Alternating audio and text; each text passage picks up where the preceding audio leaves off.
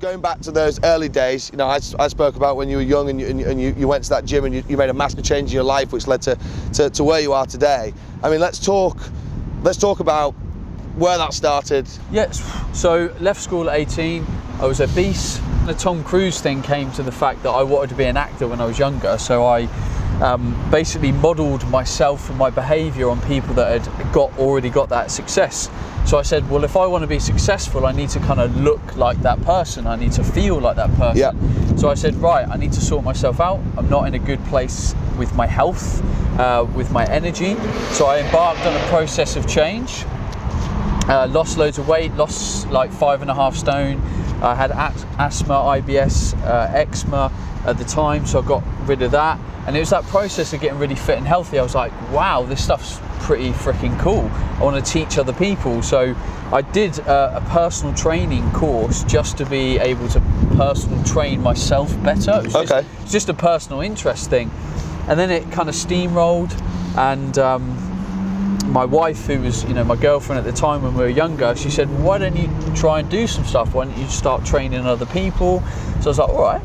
So I became a personal trainer, and it just sort of escalated from there. And I always felt that my calling was more than a personal trainer. I'm not devaluing the trade of a personal trainer. It's a highly valuable trade. We need more high quality trainers and coaches in the industry. But I felt I had the ability to have a voice that could impact more people, you know, through the podcasting, through stuff like this, through social media. So I went to university, and it was mainly because I felt university was a place of opportunity. I knew cool stuff would come up. I knew I'd be able to work maybe with a professional sports team, and etc. So I went to uni and just took every possible opportunity, and then went into business online, and then that business has evolved through coaching, into education, into supplement sales, into speaking, into consultancy, all sorts. So when I started to build my online business, I basically built it from my mum's bedroom. That was the only place that I had to stay.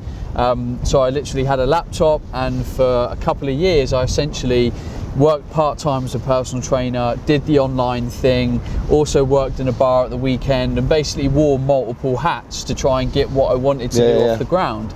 And you know, that's the same for anyone. Like, even if someone's working in employment now and they're like, right, I'm here now, but in the future, in 5 years time, I want to own my own gin distillery. Right, cool. So my side hustle at the weekend is now working out how I'm going to build a gin distillery, or whatever it is.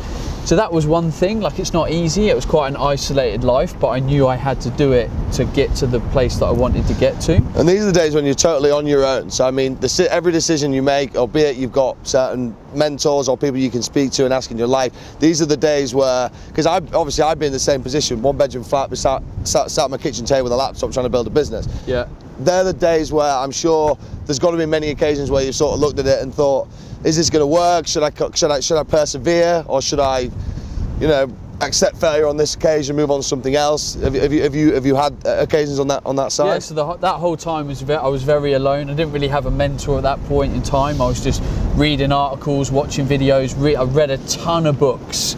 You know, Gary Vaynerchuk books, Seth Godin books. You know, all these books that we read, autobiographies. And there was many a time when I was like, oh, why isn't it happening yet? Why isn't it happening yet? And the reality is, you just got to focus on the big picture and know that, you know, all the other people in front of you, they didn't just, like, if someone's built an amazing restaurant, they didn't just build a restaurant. They got experience in a restaurant. Took time. Then they maybe started off with a little cafe, and then they built their big restaurant. There's kind of phases. So then I got quite, you know, a lot further in my career. Things were going well, and then I started to invest a lot of money in like infrastructure, staffing, software, all that kind of stuff that we needed to step myself up.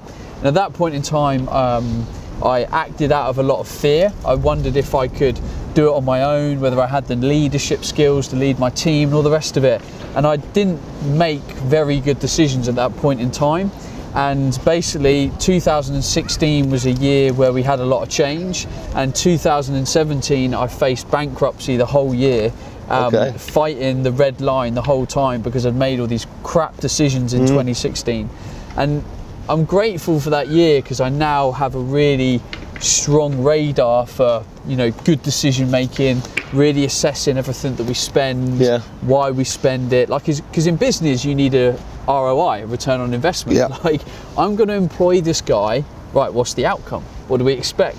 What are the KPIs? Like, what benefits to the business does this person bring? If we're going to have a new bit of software, does it need someone to run it? Like, all these things.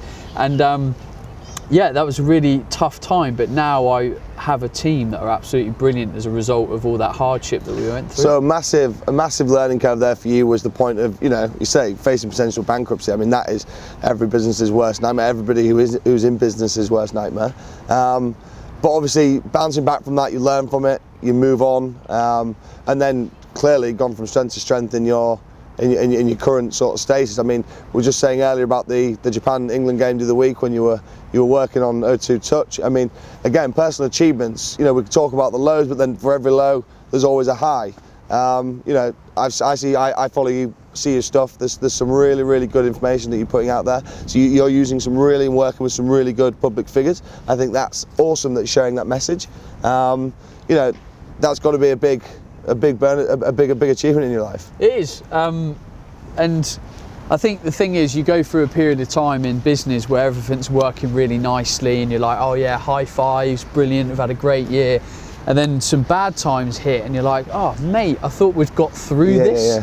I thought I'd done all that last year. That's never the case, is it? The reality is business will go nice, and then it will level out down a bit. Then you'll have a win. You'll pick up on a good trend, or you'll innovate.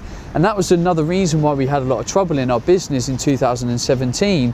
We weren't looking at what the market was doing. We were like, oh, this is what we want to do. Like, the reality is, you know, it's not often you can change wide-scale consumer behaviour. So sometimes you've got to go and respond with the market. Like, if I think of some of the most popular things that have been happening over the last couple of years, like, for example, in the alcohol scene, we've got craft beer that's like exploded. Like, why would you fight that? Work with it. Like, if you're an alcohol producer, work with that trend rather than against change. it. And we didn't do that because we acted with ego. We thought, oh, this is how people should be taught, because we were working in education, and that can you got to have a really strong product or service offering to buck the trend. So I think that's important. So make sure, as a business owner now, I spend quite a bit of time like reading industry magazines, going to events, networking, and just keeping abreast of things, because I've seen the damage that not keeping abreast of it has. Oh, it does. And I mean, you know, again, we spoke earlier, and I think running a business is like spinning plates. You've got to constantly keep that momentum. You've got to keep your strategy right all the time. And, you know, that idea that, you know, you get to a certain stage in business and all of a sudden you think, this is going well. Everyone thinks it's getting easier. I don't think it ever gets easier. I think it will always get harder. It's just different. You always want to grow, and you know, you're ambitious. You're just like me. That as soon as you achieve that next goal, your eyes are on the next one, which is a whole element of work that goes into it. And I mean, but that is, you know, again, why you've been successful in your field. And I tend to think that's, you know, my biggest drive every single day is I wake up thinking about it, I go to sleep thinking about it. It's my biggest passion. And you know, that to me is the drive and determination every day to go out there and succeed. And that is the great thing about really doubling down on what you are passionate about, because you don't really work. Like, now and again we're susceptible to, you know, a bit of burnout. We do too much sometimes, but it's because we're passionate about it. So I'm waking up, and today I've travelled here, and then I'm going to go back to the hotel room, and I'm going to do a load of emails and catch up with my team and all that kind of stuff. But like, I want to do it. And in business, you've got to want to do it. 100%. And as soon as you don't want to do it anymore, you've got to change. You've got to pivot. Like, what I'm doing right now, I probably won't be doing it in 10 years' time. I'll probably have gone somewhere else and followed another interest. That leads me to a next point. What is next for Ben Coomber? Obviously, you got the nutrition company. You're still doing your coaching. I mean, is there some next goals you've got? What's the next steps? So I'm usually really open about talking about the future, but some stuff I won't, mainly because I think there is a point in your business where talking about some of the future products when they're on the front of an industry trend would be foolish, because course, it's like, of course, oh, of well, course. if Ben's doing that, then something's happening, and perhaps the rest of us should get on it. No, keep it close to your chest. That's, we have a wise. supplement company, which is Yeah. one of our businesses, and a big consumer interest is having more healthy, higher protein snacks. Okay. So we're kind of moving a bit more into the convenience food market with our brand, offering some innovative products. So that's a key area. We're trying to get our kind of education systems to almost function and tie people into a longer period of education. So there's a mentorship component of what they're doing. So they qualify, and then it's like, right, what's next? But the key thing for me is getting more involved with the media. Okay. I want to write more. I want to be doing more kind of stuff on TV and things like that. And it's because I believe I've got a pretty good message. I believe I speak well, and again, it interests me. Like, you know, you mentioned the podcast where I was in front of an audience of, 150 kids with their parents. It's such a nice feeling to have so many young, impressionable minds listening to you going, I can help inspire you to lead a better career. And that's cool. So I want my work to keep moving in that direction. Yeah, and I think a lot of those kids that day have walked away, probably followed you on Instagram, followed your stuff on your podcast, and I think probably took a role model out of that. There'll have been a lot of kids there that follow the same interests as what you do, and that's absolutely great, because that message that you are putting out there, in my opinion, it is very, very positive. And I think that more people getting involved in it can only mean good things. I massively appreciate you helping us out today. I think the stories that we've discussed and had some good chat and caught up has been really, really good. Hopefully the message that we have is going to be shared, and people will appreciate and take some advice from it and follow that passion. Yeah, I think for me, whenever I'm unsure and I'm thinking about the next steps in my career, or the advice I need, just take comfort in the previous journeys of other people. That's why I read a lot of autobiographies, because I'm like, well, he went through that thing that I'm now struggling with, and he's been through that thing that I'm struggling with, and I think that brings you comfort. And sometimes you just need a bit of reassurance to know that learning from others. Yeah, and you just learn from others. So don't be scared to keep exploring and learning and asking questions. And I think if you do that, you'll work it out. You'll figure it out. 100%. Well, look, massively appreciate it. Let's get back to the hotel and grab a beer. Awesome.